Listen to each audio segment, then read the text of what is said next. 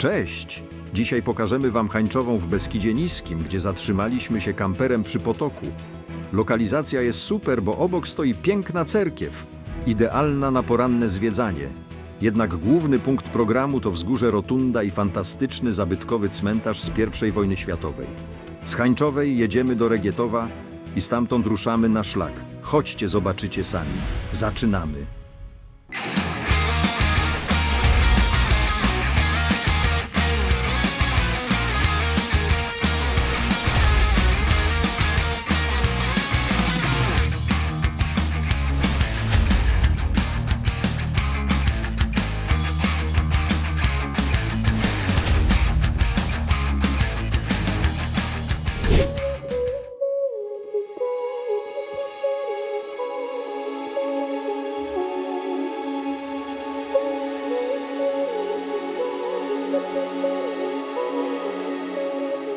Witajcie dzisiaj z Hańczowej.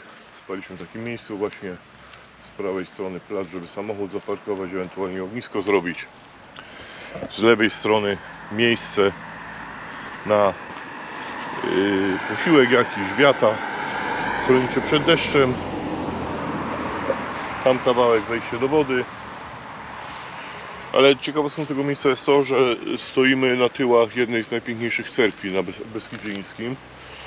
I muszę Wam ją pokazać, bo naprawdę jest na czym oko zawiesić. Jest przepiękna. Cerkiew w Hańczowej to przykład tradycyjnej drewnianej architektury sakralnej, która od pokoleń świadczy o precyzji i pasji lokalnych rzemieślników.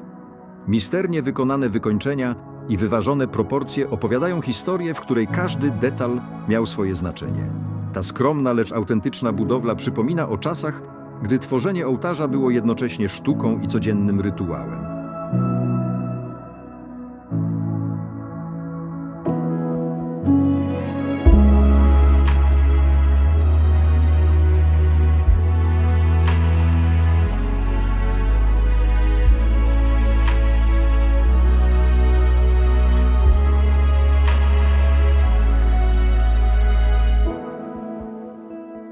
Otoczenie cerkwi z rozległymi lasami i pagórkowatym krajobrazem Beskidu Niskiego doskonale współgra z jej historią.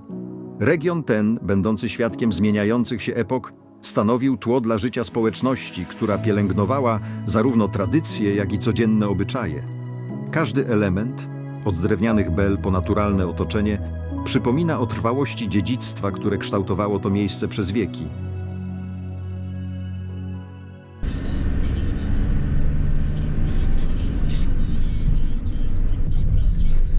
Bardzo płodny dzionek dzisiaj.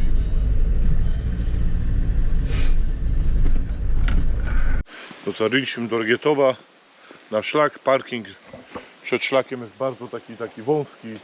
W zasadzie tylko można samochody po kolei ustawiać. I tam mamy kozie żebro, które musimy zaliczyć. A z drugiej strony, tu nie będzie widać, we mgle Rotundę mamy. W Regietowie zaparkowaliśmy koło bazy namiotowej. Baza namiotowa jest czynna wakacje. Niestety już jest zamknięte. Wjechać się też nie wolno, bo jest zakaz. Ale tuż przed bazą można zaparkować. Studencka baza namiotowa Warszawy. Nieczynna niestety. Ale to przejdzie. Przejdzie, jak wiatr rozwieje. Zobacz, już rozwiewa, wiesz?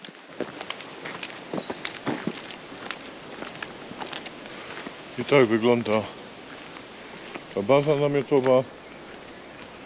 Niestety we wrześniu już jest nieczynna. Tutaj w prawo, zaraz za bazą skręcamy w prawo na Rotundę.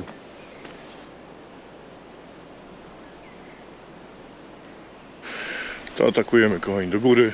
Godzina podejścia. Pierwszy kilometr idzie pod górę. Na początku tutaj będzie tak dosyć łagodnie, potem podobno ma być stromo. I potem się ma wypłaszczyć.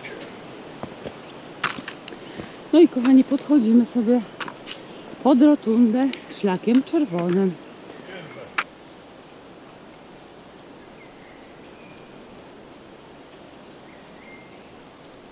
I co, kochani, no czeka nas pierwsze podejście.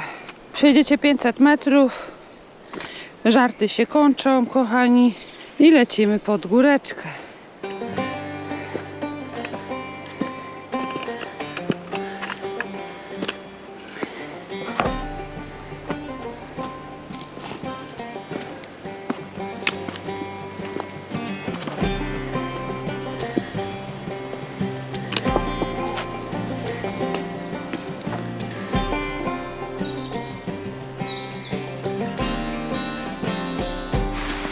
A idziemy powoli do góry.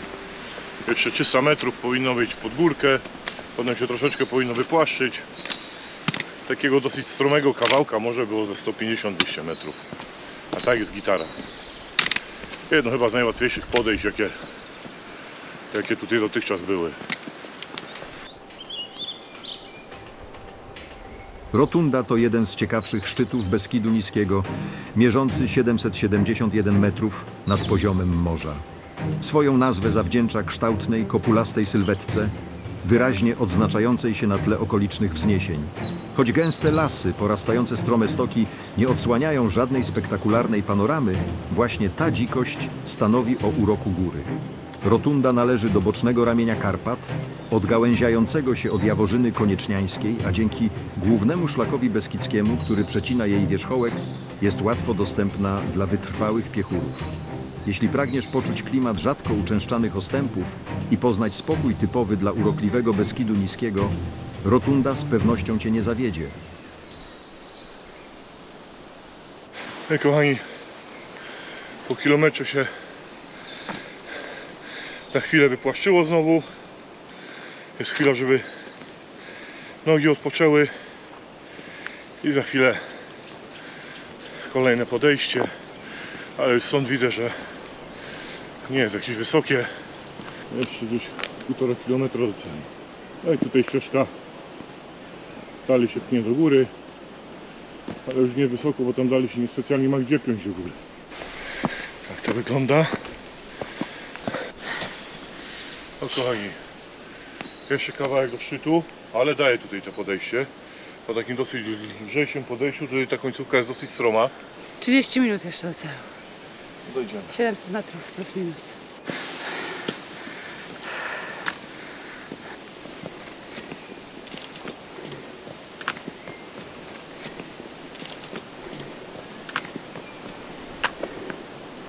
Pięknie. Cudnie.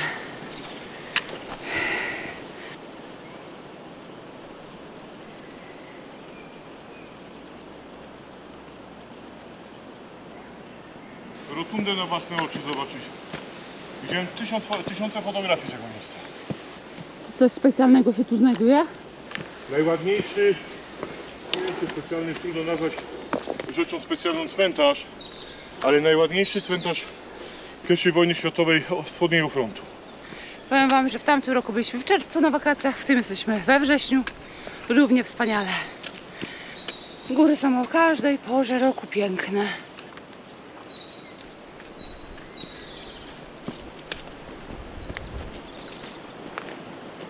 I ostatnia prosta do szczytu. Rotundę, kochani. Mam dreszcze. Słuchajcie, nie robi wrażenia. On jest stosunkowo mały, ten cmentarz, w porównaniu z innymi, bo tu niewielu żołnierzy leży, ale za to uznany jest za najpiękniejszy. Spójrzcie. Mega. Zobacz, on wyglądał 100 lat temu. On wyglądał tak, był widoczny z ziemi, z dołu. Nie było tych drzew, nie było niczego, nie? Tu jest jak go budowali. Zobacz. A to jest już po remoncie, bo on był remontowany w 2016 roku, został przywrócony do takiego stanu, jaki jest teraz, bo zobacz, jak on wyglądał w 2002 roku. Patrzcie, kochani. No. Początku.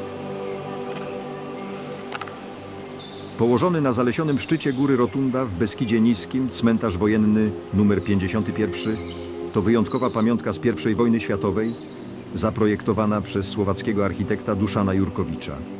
Spoczywa tu 42 żołnierzy austro-węgierskich i 12 rosyjskich poległych w 1915 roku. Nekropolia została założona na planie koła i otoczona kamiennym murkiem, a pierwotnie zdobiło ją 5 wysokich drewnianych wież w stylistyce łemkowskiej. Choć lata powojenne przyniosły zapomnienie i zniszczenia, w 1980 roku cmentarz wpisano do rejestru zabytków, a następnie, dzięki zaangażowaniu Stowarzyszenia SKPB oraz wsparciu austriackich organizacji, przystąpiono do jego odbudowy. Dziś wszystkie wieże zostały wiernie zrekonstruowane, a teren starannie uporządkowany. Szczególne wrażenie robi kamienna tablica, z wykutym krzyżem maltańskim i inskrypcją Hansa Hauptmana, której słowa „Nie płaczcie, że leżymy tak z dala od ludzi” pozostają poruszającym świadectwem tragicznych losów żołnierzy spoczywających wśród beskidzkich lasów. I schodzimy z tego wspaniałego szlaku, który ugościł nas na górze pięknym cmentarzem. O ile można powiedzieć, że cmentarz jest piękny. Podobała się górka? Tak, kochani, schodzimy szybko na dół, bo szefowi słońce zajdzie, mi łeb urwie. Grzeczny chłopczyk. Kochani, cały szlak zajął 4 km 300 metrów. Czas 2 godziny.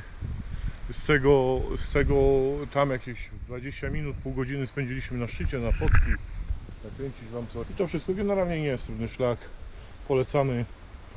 Tutaj zobaczcie, jak parkujemy, bo droga tutaj dużym samochodem jest nieco emocjonująca ze względu na to, że jest bardzo wąsko i ciężko się z kimś minąć.